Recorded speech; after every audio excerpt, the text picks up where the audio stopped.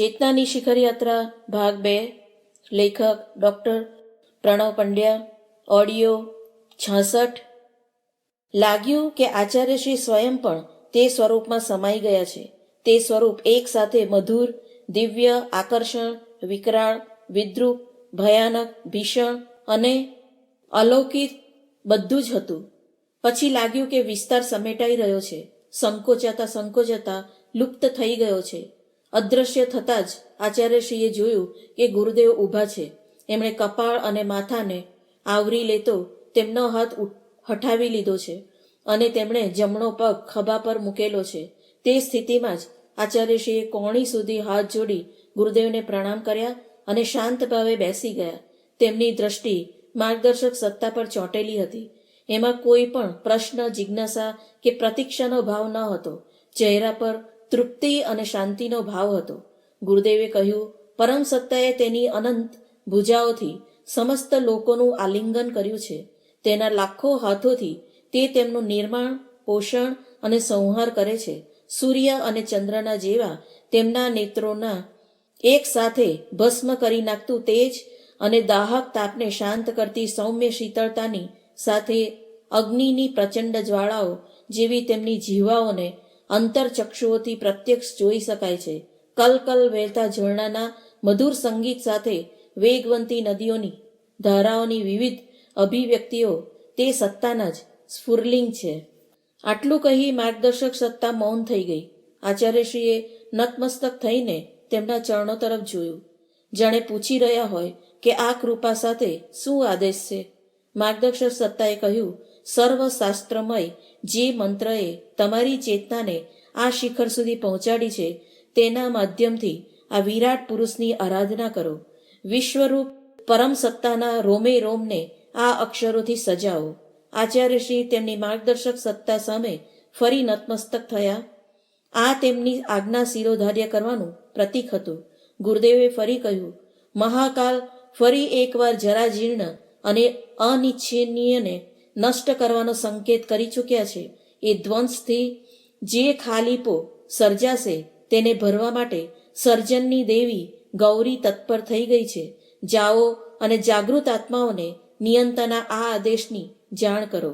ગુરુદેવની સાથે રહીને તેમની લીલા અને સંદેશનો આનંદ અનુભવતા આચાર્યશ્રીને એ યાદ જ ન રહ્યું કે અષાઢનો શુક્લ પક્ષ શરૂ થઈ ગઈ ને 2 અઠવાડિયા વીતી ગયા છે. આજે ગુરુ પૂર્ણિમા છે. આકાશમાં પૂર્ણ ચંદ્ર ખીલ્યો હતો. કોઈ પૂજાવિધિ કે કર્મકાંડ કર્યા વિના આચાર્યશ્રીએ માર્ગદર્શક સત્તાની સામે આત્મનિવેદન હતું કે તેમના જ સાનિધ્યમાં રાત વિતાવવાની છે. એ માટે શબ્દોનો ઉપયોગ કર્યો ન હતો. માર્ગદર્શક સત્તાએ આ નિવેદન જાણે વાંચી લીધું. સ્વગત જ કહ્યું કે રાત જ શા માટે, આખું જીવન જ આ ચેતનાનું પ્રતિનિધિત્વ કરે છે. આ ચેતના કહેતા તેઓ પોતાની તરફ સંકેત કરી રહ્યા હતા. કહ્યું હતું કે અહીંથી મળતા નિર્દેશોનું સમર્પણ ભાવથી પાલન કરવું એ જ તમારા માટે ગુરુ પૂર્ણિમાની દક્ષિણા છે. નિર્દેશમાં હજી હિમાલયમાં જ રહેવાનો સંકેત હતો. મનમાં અદ્ભુત શાંતિ અને આશ્વાસનના ભાવ હતા. આગળ કોઈ સહયાત્રી કે માર્ગદર્શકની જરૂર અનુભવાતી ન હતી. સંવાદ અને સંપર્કનો એ દોર ત્યાં પૂરો થયો. ગુરુદેવ ગયા પછી આચાર્યશ્રી વિચારવા લાગ્યા કે કઈ દિશામાં જવું. તેઓ ગુરુદેવની સિદ્ધશાળા તરફ જોવા લાગ્યા. યજ્ઞકુંડોમાંથી ઉઠતી જ્વાળાઓ શાંત થઈ રહી હતી. તેમને જોતા પ્રેરણા થઈ કે માનસ સરોવર તરફ જવું જોઈએ, જ્યાં ભગવાન શંકરે પાર્વતીને રામાયણની કથા સંભળાવી હતી, અને કૈલાશ પર્વત જ્યાં શિવ પાર્વતી આજે પણ સદેહે નિવાસ કરે છે એમ કહેવા છે. કોણ જાણે આ ઉલ્લેખોમાં કેટલું સત્ય છે અને કેટલું કાવ્ય. કાવ્ય એ પણ સત્યની જ અભિવ્યક્તિનો એક પ્રકાર છે. મનના જ એક ખૂણામાંથી અવાજ આવ્યો, પરંતુ આ અવાજ પોતાને લાગતો ન હતો. લાગતું હતું કે જાણે માર્ગદર્શક સત્તા જ કહી રહી છે, જે દેખાય છે તે જ સાચું નથી. તમે જે રૂપમાં જુઓ છો અને અનુભવો છો તે પણ યથાર્થ છે. તમે જેને લક્ષ્ય બનાવી રહ્યા છો તેમને કોઈ દ્રષ્ટાએ પોતાના મનની આંખોથી જોયા અને સુંદર મનોહર અનુભવ્યા. શુષ્ક મન જો પથ્થરને હથિયારની જેમ ઉઠાવે તો શ્રદ્ધાળુ ચિત્તમાં તે પાષાણ પરમાત્મા સત્તાની જીવંત અનુભૂતિ બની જાય છે. આચાર્યશ્રીએ કૈલાસ અને માન સરોવર વિશે આવેલા વિચારો ખંખેરી નાખ્યા. એ શંકાઓને ખંખેરી નાખતા તેમણે માથું પણ હલાવ્યું, જાણે માથા પરથી કોઈ ભાર નીચે ફેંકી રહ્યા હોય. માર્ગદર્શક સત્તાનો આદેશ મળતા જ આચાર્યશ્રીએ કૈલાસ માનસરોવર તરફ પ્રસ્થાન કર્યું. રસ્તો જોયેલો ન હતો, કોઈને પૂછ્યું પણ નહીં. પૂછે તો કોઈ બતાવનાર ન હતું. ત્યાં અનુષ્ઠાન કરી રહેલા તપસ્વી તે સ્થળેથી જતા રહ્યા હતા. તપોવનથી અહીં સુધી લઈ આવેલા ગુરુભાઈએ બતાવ્યું હતું કે કૈલાસ માનસરોવર માટે લીપુ ઘાટી કે ગરવ્યા ગામથી કાલાપાની થઈને સરગુમ, સકલા ઘાટી, માયા, રાક્ષસતાલ થઈને માનસરોવર પહોંચી શકાય છે. આ રસ્તો ભાગ્યે જ 50 માઇલ લાંબો છે, પરંતુ છે કઠિન. તેમની પાસેથી જ રસ્તામાં આવતા પડાવો વિશે સાંભળ્યું હતું. રસ્તાની કોઈ જાણકારી તો લીધી ન હતી. પોતાની સ્થિતિ વિશે ખબર ન હોવાની દશામાં પ્રસ્થાન બિંદુ નક્કી કરી શકાતું નથી. આ જ મથામણ ચાલી રહી હતી. નક્કી કરવામાં મુશ્કેલી થવા લાગી. ત્યારે યાદ કરવા લાગ્યા કે ગુરુદેવે જતી વખતે કોઈ વિશેષ દિશા તરફ સંકેત તો કર્યો નહોતો ને. એવો કોઈ સંકેત પણ યાદ આવતો ન હતો.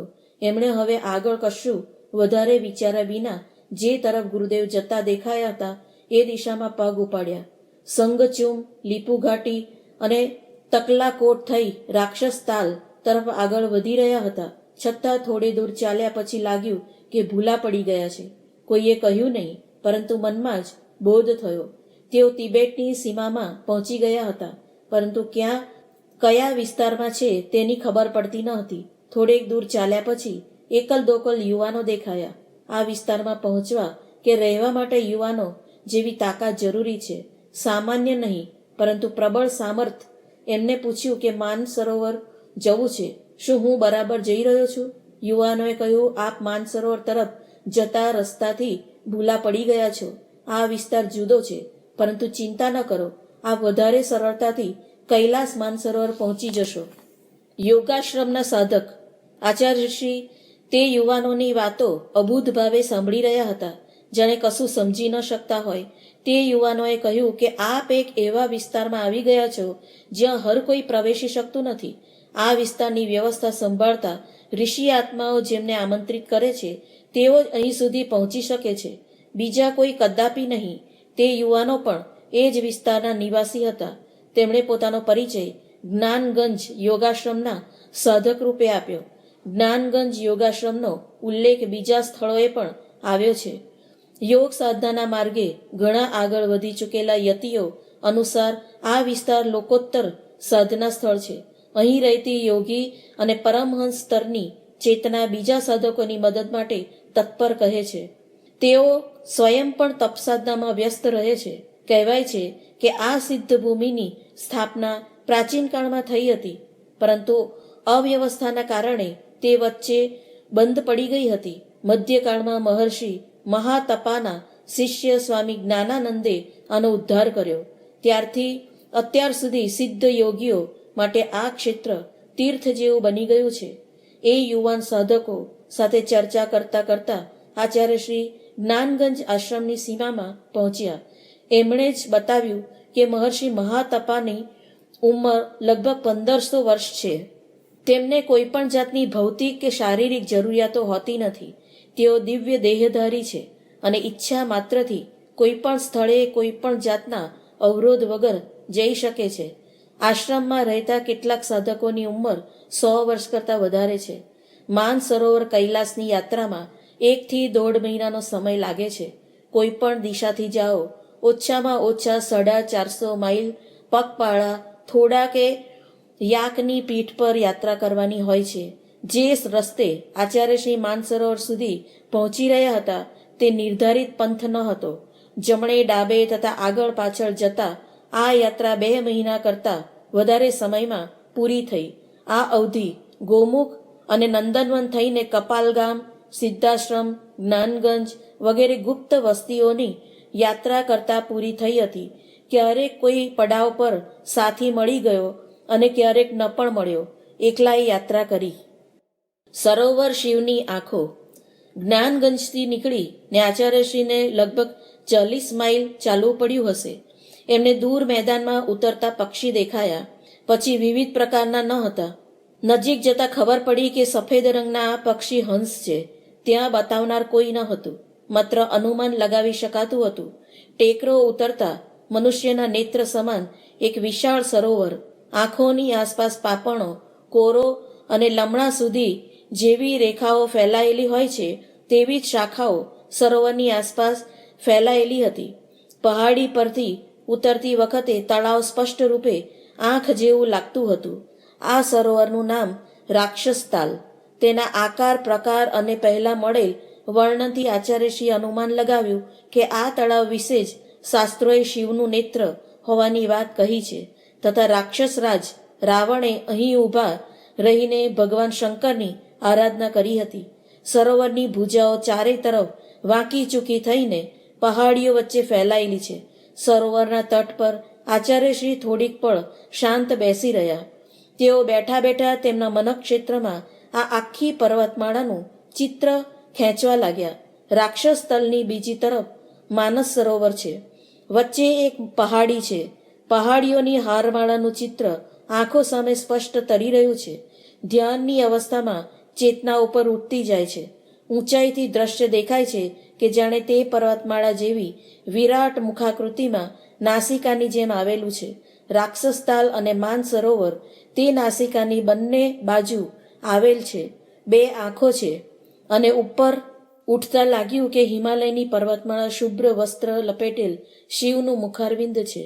ગંગોત્રી એ સ્થળ છે જ્યાંથી શિવની જટામાંથી ગંગા નીકળી રહી છે. હિમ ક્ષેત્રમાં આવેલ નદીઓ, સરોવર, પર્વત, શિખરો, ખાઈ, ખાડા, તળાવ, વૃક્ષ, વનસ્પતિ વગેરે જાણે તે મુખ પર લાગેલી ભસ્મનું લેપન હોય. પછી અવાજ આવે છે.